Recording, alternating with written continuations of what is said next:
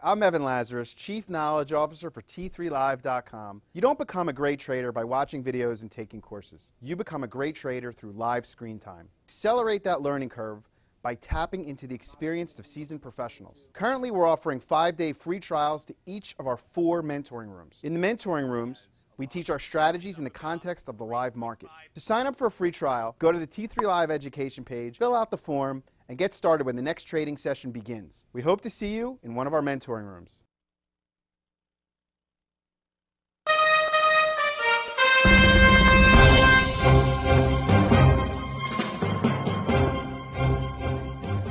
Good morning. My name is Scott Redler, Chief Strategic Officer at T3. Is that where we work? I think so. All right. T2, T1, I don't know. T3Live.com.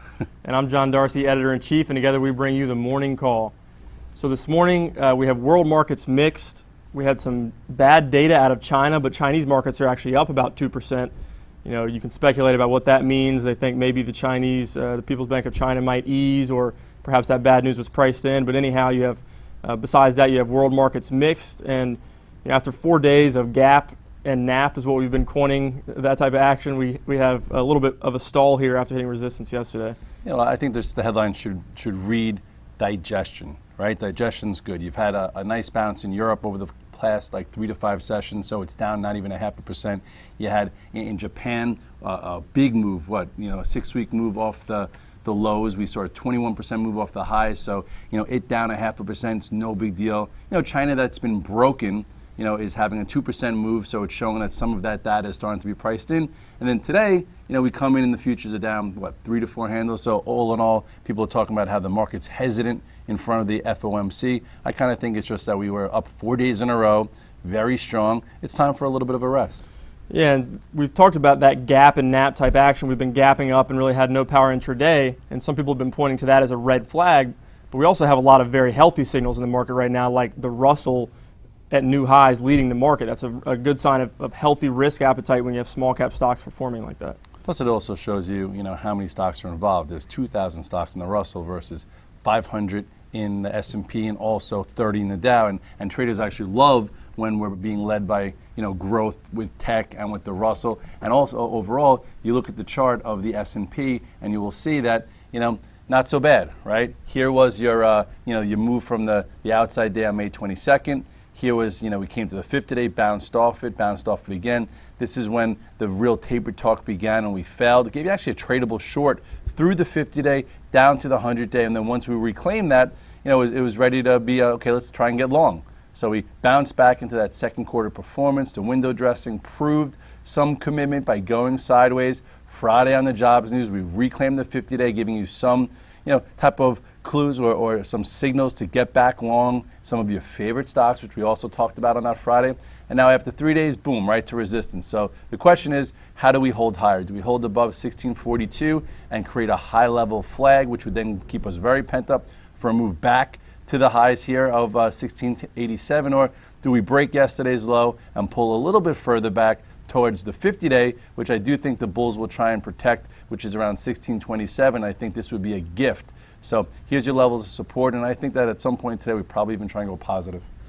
And speaking of that taper talk, we just got to mention again that FOMC minutes are at 2 p.m. Eastern time today, which a lot of people will be focusing on the Fed's every word like they have for the last few years, especially in terms of bonds. You'll be watching the TBT, TLT closely. Yeah, I think the market's pretty comfortable now with some type of taper in September.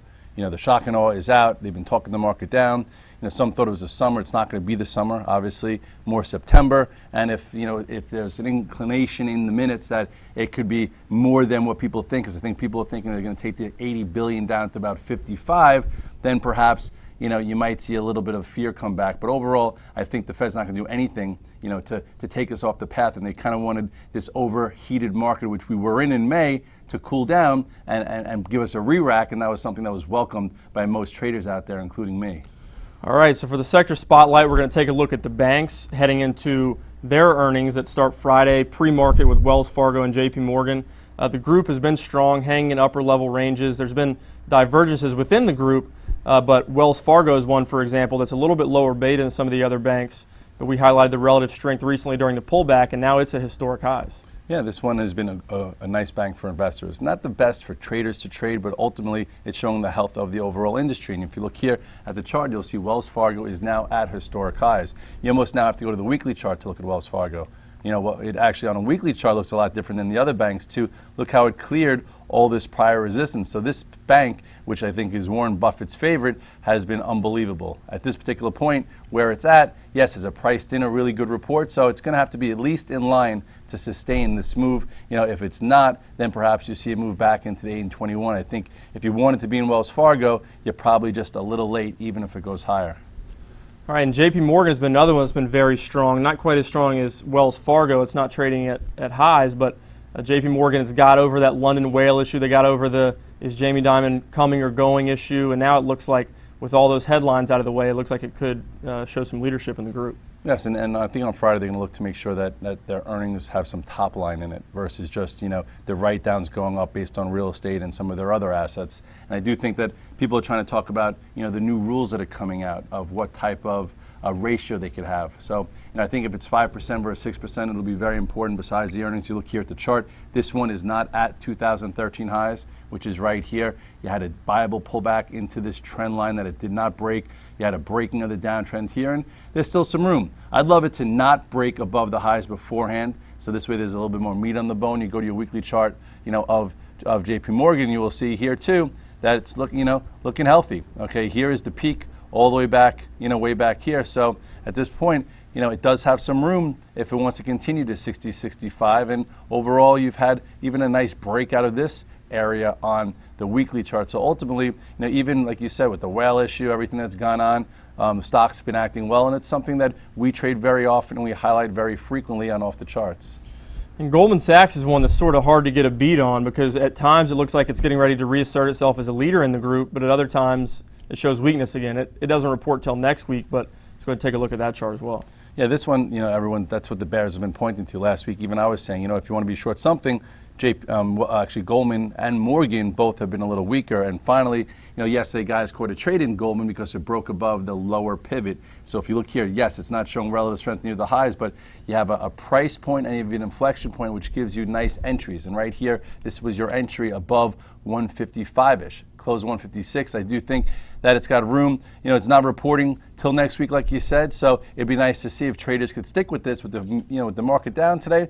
Maybe you want to look at Goldman Sachs because if it were to go negative to positive and through yesterday's high, which is 157.44, you can get some continuation cash flow today. Yeah, we've seen a similar type setup as Goldman Sachs and Morgan Stanley. Those are two that we've sort of been lumping in the same category technically, and you saw a nice bounce from Morgan Stanley as well. Yeah, you know what, yesterday when they came out with their earnings day finally, I'm like, you know what, maybe that's probably a positive sign because it's not like banks pre-announce, but at least they know they set the date for whatever. So anyway, that was out of the way, so Morgan Stanley bounced. You know, with that said, you know, closing the highs, it has room to, I'd say, fill this gap, which is, you know, 26.03. And also just to mention, which we don't have here, I just want to wrap it up with Bank of America, something I'm long and something we've been talking about as a put-in-the-drawer swing trade for the majority of 2013, starting in 2012. This was, you know, your major breakout above 12. Here was your another nice little breakout. Then here you go again. Old highs here around 14. And on the weekly chart, we've been talking about this year, this stock reaching about, you know, I would say realistically this year, it can get to 15.5, but then ultimately, I don't see why not a move to this 20 isn't in the cards over some time. All right, well, with that, we'll have a quick commercial break before we come back and talk about some automotive stocks and in the trenches. I'm Mark Sperling, Director of Trading with T3 Trading Group and contributor to T3 Live. Do you trade on your own, but you wish you enjoyed the benefits of a large trading floor? With the T3 Live virtual trading floor, we deliver that experience to you on your computer. On the VTF, you can follow the long and short positions of experienced professional traders like myself, Scott Redler, and others, and listen to our live radio stations as we navigate the markets. In addition, you get the added value of a large community of sophisticated and like-minded traders. Your membership to the virtual trading floor also includes access to our two very popular newsletter products, Off the Charts and the Price Point Sheet at no additional cost. In my opinion, joining the room will be the best trading decision you will ever make. I would like to invite you to begin your membership with a 7-day free trial. To get started, visit t3live.com and click on the Virtual Trading Floor tab. Have a great day, and I look forward to seeing you in the VTF. All right, welcome back. Within the trenches, we're going to go into some car stocks, and if you're talking about cars, I feel like right now you have to start with Tesla. The electric car maker has been absolutely on fire. You had some news yesterday, pushed it to new highs once again, and it's not the valuation that's driving this trade right now, it's the mechanics. You still have a really high short interest. I know, Scott, you went on the street yesterday and did a video about where you think Tesla could go. Maybe share some of those insights with our community here. Well, what's interesting is I think you caught this stock right after earnings, well before. You were an Elon Musk fan before I knew how to pronounce his name. So I have to give you kudos for that. And the funny thing also is I thought I was late. I was like, you know what, I'm a little late to this party. Stock already went into the 90s, but I'm like, you know what, let me get more familiar with it because it's trading very well. And even though I'm late, the better I get more familiar with it, the better I could approach it and get used to it so I could be involved for the action. And if you look here at the chart of Tesla, technically it's been unbelievable, right? I think this is around when everyone started to bring it to my attention. My first trade on Tesla might have been a short right here. And that was that red dog reversal that gave you a move down to the 8-day. And then the better trade wound up happening. If you look at the date here, this was on May 23rd, okay, which is after the outside day in the market. So the market corrected and this went up. Okay, so that was a nice trade. And then ultimately, we started riding the 21-day moving average. And then once the market started to bounce after July 4th, you had a breakout trade above 110, 114.90. Now it's just inching higher. And it's only a 2-year-old company in the NASDAQ 100. I've watched that guy from Morgan Stanley a few times on TV. I agree with him. I do think that this stock could see 140 to 160 at some point this year. You just have to realize whether or not you want to hold it through this quarter's earnings, which last quarter was a catalyst. At this point, I think guys are taking trades. Sperling's been holding on to it, doing a great job with it. But ultimately, it's never too late to start getting familiar with, a stock like this. So I would say, get familiar with it. Just don't start chasing it right now. And while Tesla's been the momentum darling, you've had some really stealth-type rallies in some of the more old-hat automakers. Ford, for example, has been really having a great move, trading at highs, really great action. I feel like a lot of people haven't been talking about. I feel like I was talking about it earlier, in the first part of the move in the first quarter. I was trading it, and I know Chart Girl put it on, off the charts a few times. And during this last move, I just didn't go with it. And I'm looking at it, and I'm like, why didn't I look at this and go with it? I was more enamored with Tesla. But anyway, this one, cleared this $16 range and cleared it with some force, right? This is a nice, clean move. It's above the 8 and 21 day. It's maybe a little too extended to own. But ultimately, this strength in Ford is probably good for mutual funds out there, pension funds out there, and good for traders who watch relative strength. Because if you look here, this came into what? The 50-day moving average. Didn't even see the 100-day like most of the indices out there, let alone the 200-day, which was a lot lower. So this showed you relative strength, and it played by the rules and bounced after the market got some strength. And General Motors has been a little bit weaker than Ford, but it is now coming into an important resistance point, so perhaps it could play some catch-up with the leader in that group, Ford. Yeah, and I think maybe the government overhang, or maybe the street wants to say to Ford, okay, good job, you didn't take some kind of bailout. But anyway, with that said, this stock does look decent, and there could be another trade there. So you look at GM. It did, come all the way back up to the highs where it's seeing some resistance. If you want to take a closer look here, there could be a decent trade if it were to, just sit around here for a few sessions, and then you get a new high trade above this 35.25 for what could be, one of those moves to break out, and traders love breakouts. So let's see if that could happen. But I would like a few days of digestion in there. And Toyota Motors was one that we highlighted in your 2013 predictions, and it was largely a reflection of your bullishness on Japan, which has obviously had a well-publicized run this year. It's been a roller coaster ride, but it seems to be back on track. And Toyota Motors, like the Japanese markets, has bounced very nicely. Yes, and this one I was kind of upset with myself because, sometimes I write better than I trade, which is always frustrating as a trader, but that's one of my many hats, is to be that offensive coordinator out there and give you guys trades to do for a midterm, long-term, whatever you want.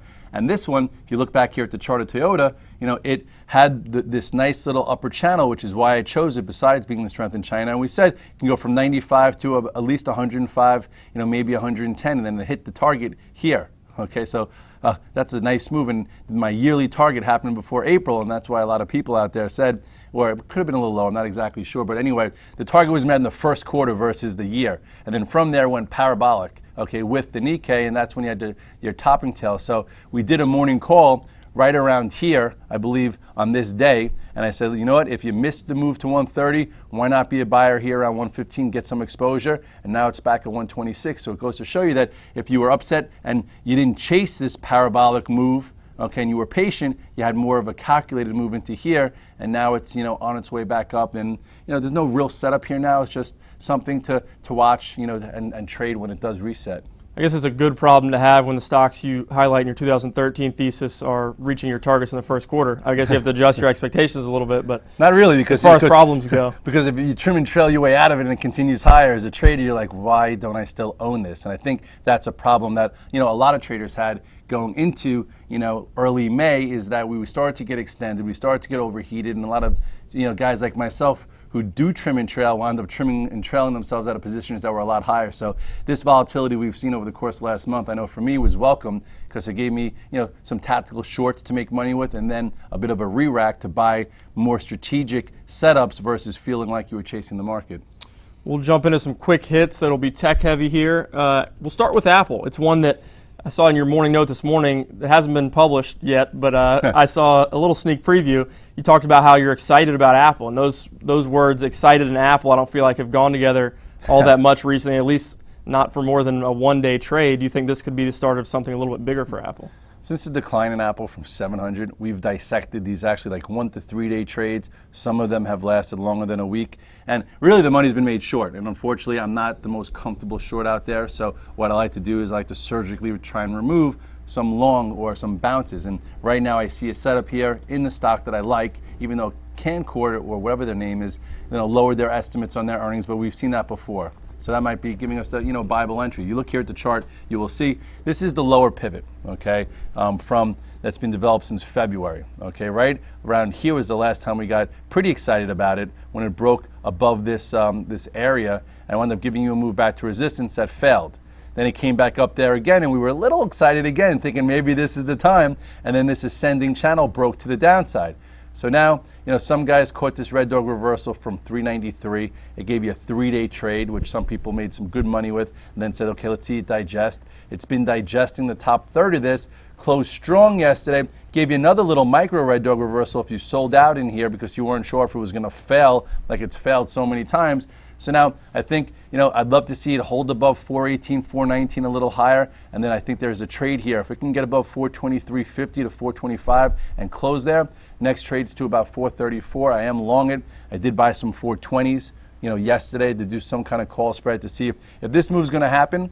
It's going to happen in the next 1 to 3 days, and I think that, you could be in the stock, you could try some options, a call spread, which would be risk is premium paid, and, if it fails, I won't be surprised either. Yeah, it's hard to be surprised if it fails, because that's basically what we've seen over the last several weeks. Whenever you've seen any sort of jump in Apple, we'll follow through in Apple. Those two haven't been in the same sentence, I think, since September. Yep. Well, Netflix.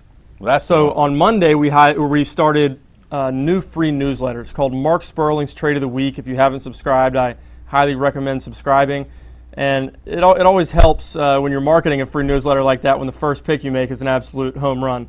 And Netflix was the stock that was highlighted on Monday in Mark's Trade of the Week, and we've seen really great movement through the 2 triggers that we highlighted in that newsletter. Well, it also shows you how a lot of things connect the dots, because it was an off the charts where we've been highlighting it for like almost a month. It was in the morning call, and then finally he packaged it in a way to make it clear and concise. And that's what's good about that product, is that he'll focus on one stock. He'll give you the chart of the stock. He'll give you his rationale behind it. He'll give you his entries, his exits, what he's looking to get out of it, and what he's willing to risk. So it's just a nice packaged product that almost, could give you a little spoon and spoon it in, and every now and then it'll throw a fish in the boat. Hopefully you learn how to do it. But anyway, you look at the chart, you'll see that this one had a really nice technical setup. Okay, in our swing trading course, we talk about how important it is to do gap analysis. So even after, look at this gap held, and it never even came up and tested it, showing you the strength of the potential move later. And this one went up, gave you a few micro trades along the way, but ultimately held the gap, also held above the 100-day, where you saw the markets come to the 100-day, so that showed you relative strength. And then here was your pivot. We talk about pivots, and once it cleared 227, those shorts had to cover, longs wanted to get in. Here was your secondary buy price, and now look where you are, right back to old highs. So at this point, I can't see you chasing it to the upside, but if it were to trade through yesterday's high of 247.41, maybe you get some small cash flow, but be careful. Or maybe even get one of those small red dog reversals for a cute cash flow short, as it looks like it could use some time to rest here, considering it's not even at earnings yet. And I these still are quick hits, right? Yeah, right. Never works out that way. And I feel like I'm stuck in the past as well. We're talking about Apple, and now we're talking about Facebook as a potentially exciting setup. This is another one when you talk about putting follow through and Facebook in the same sentence. They definitely don't go together since its birth into the public market. But Facebook is something that you've gotten a little bit more excited about. Well, 2 days ago, I actually tweeted, I'm embarrassed to say I bought Facebook, because so many times when you've bought it, or I've said, like, actually in the 2013 thesis, we talked about getting to 30, 31 for the year, and it happened in January. So again, a lot of these things happen quick. But anyway, since then, it's been just a mess. Every time it looked good, it's failed. And you know, the thing about it is, though, if you have stops and you stop yourself out, you could always try and get back in. So getting back in 2 days ago, you know, made sense, and actually could have made you over 5% in that 2-day move. You look at the chart here, and you will see, last time I tried to play Facebook on the chart, you will see this is when it looked good again after earnings, but failed. So this breakout failure told me, technically not good, get out of the way, stop playing it. And I really stopped playing it for a while. Then finally you had this gap up, and you know, as it based above and started getting above the moving averages, I'm like, you know what, let me give it a little try here. Bought it on this day, somewhere around, I believe, like 24.60, 24.70. Yesterday, added to it around 25.22 as it reclaimed the 50-day, closed strong. So, you know, I wouldn't be surprised that at some point this week, it tries to test this, 25.90 area, and that's probably where it's going to have to rest and then prove itself that it can continue higher. But ultimately, nice 2-day trade. You know, my new thing that I've been trying to tell people is, day 1, I'm a buyer. Day 2, I could add for confirmation. Day 3, I trim and trail. And if it goes day 4 and day 5, I usually cry like a little baby. All right. Well, we talked in recent morning calls about a few laggard sectors like oil and ag stocks that have really played impressive catch-up. And we've also seen the same thing in the housing market, in the home builders ETF more specifically. The XHB has bounced nicely, just adding more fuel to this market. You know, more positive signs we're seeing in addition to the Russell and all that is some of these laggard sectors perking up. Well, the leaders have been great for investors, so they haven't had to take any real pain. Some of these groups that were leaders that got weaker, you know, they've been popping up because people need exposure. You saw, you know, a move. You know, I will say Jill came on Wednesday. I know she loves the Ags, and she came in, talked about levels, and since Wednesday, the Ags have had a really nice move. You know, so did the refiners that we went over with Lindsay yesterday. And here are the home builders, where finally yesterday I got long a little XHB just because I was like, what else could play catch up? You look at this chart, nice inside range here, just poked its head out.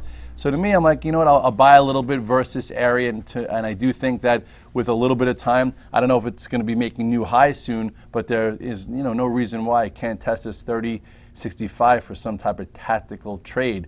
Ultimately, though, you know, with rates going higher, some people think that the housing sector that's been really hot might cool off just a little bit. All right, and I'll do what Brittany does to wrap up every morning call and ask you what your focus is going to be today. Obviously, you know, you had that Chinese trade data that is supposedly driving some of the futures action. Then we have FOMC minutes at 2 p.m. Well, on the close, I also tweeted that I'm taking tier 2, or a little bit more spiders short than I've had for a while, because I thought that the S&P was intermediate overbought, but I also still have 4 or 5 longs. So what I'm going to look to do on this open, which I already started doing a little bit this morning, is cover some spiders. Okay, they were down like 40 cents.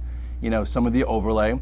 See if we hold yesterday's high like we did the previous day. That's when I'll probably get down to very small spiders, and then within then, I'll see if some of the stocks that I'm watching, like an Apple, can go from negative to positive, and I can add to it, or a Facebook, or some of the other names out there that show relative strength while the market's a little bit lower. So the reason, you know, why I have 5 longs and 1 short is just for this situation where you could manage your positions. I've had like a stealth portfolio approach probably since last Wednesday, you know, as I had 5 longs and 1 short into the jobs number. So, but that's what the market is telling you to do, because again, we've talked about those gap ups. If you're not in it at all, you know, the prior day, chances are they're taking away a lot of your trade. So I've figured, you know, because of the action, let me just have a hedge on, but stick with some longs that I think could have higher prices. All right, well, there you have it. We'll see you out in the virtual trading floor today, and then we'll see you back here at the daily recap.